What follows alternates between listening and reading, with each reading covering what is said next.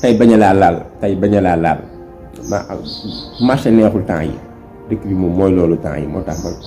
kalka si bañ a 150 kaay ñu ndékki baje bi léegi lañ ko sippi tànga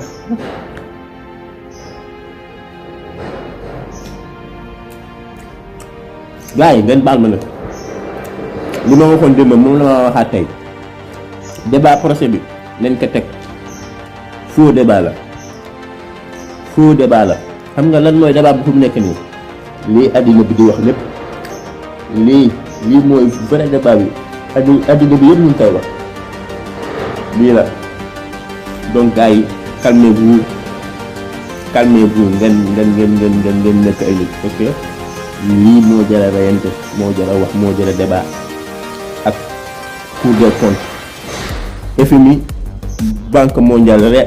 réagir nañu nag si affaire bi réagir nañu xaw ma ndax yëg nañ ci FMI ak banque mondiale si wàllu Covid bi ndaxte dañoo dugaloon xaalis pour Covid bi ici au Sénégal moo tax dafa war a leer loolu mooy débat bi gars yi focus